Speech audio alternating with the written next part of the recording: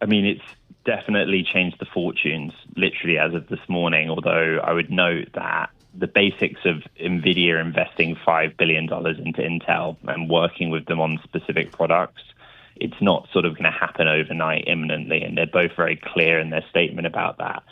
But Intel's really bad at GPUs that go into data centers for use in AI. NVIDIA has a monopoly in that market, and basically what NVIDIA is doing is giving them a leg up, a lifeline, and saying, well, we'll take some of your CPU technology, chips that run more basic processes, and we'll just use them. We'll use them in our shiny data center tech. And you guys got to forgive me. I don't have a Bloomberg terminal in front of me right now. I'm kind of huddled on my couch, getting ready for the day. But you tell me what the pre-market gain is on Intel.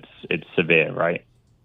Yeah, it's up 28% there, Ed. And we should note for our listeners and viewers that Ed is based in San Francisco, so his day hasn't officially even started. So we appreciate getting a few minutes of his time here on a big day in tech.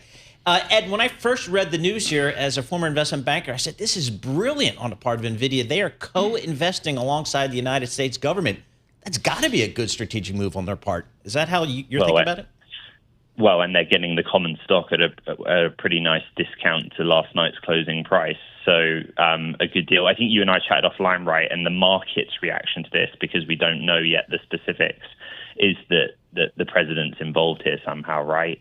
The chronology of events where the United States has taken a 10% stake in Intel.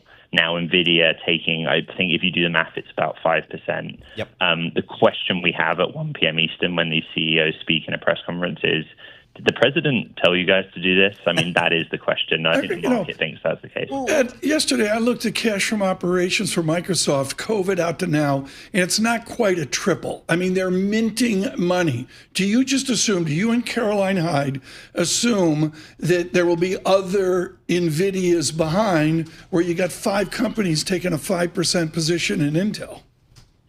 Well, I mean, Intel now has completely changed its cash fortune. And when I say fortune, I mean fortune in terms of its fate, not its literal cash balance. At some point, this is why Jensen refers to this transaction as historic. At some point, we start asking, what's the difference here between, technology partnerships and industry supporting each other and a state-led bailout? I mean, that's kind of what the market's thinking about here. There are other things to take into account. For example, AMD is moving pretty severely to the downside. This gives NVIDIA entry into a specific market in a more competitive way, which is PCs, computers, right? So we've become all obsessed with data centers. NVIDIA has very good graphics chips, but it doesn't have general processors that go into a competitive package for everyday computers, laptops. And so if you say, okay, well, this is strategic from NVIDIA to enter that market, that kind of downplays the bailout argument I just made. Lisa wants to know, are you going to drive to work today with your hands not on the steering wheel? I am going to use FSD all the way to work today, but actually today work takes me to Meta, where I've got to go and talk to them about their glasses that have a built-in display. That's right. I forgot all so the that. timing of this is wild. I got 20 seconds. Is Meta going to buy $5 billion of Intel? Why not?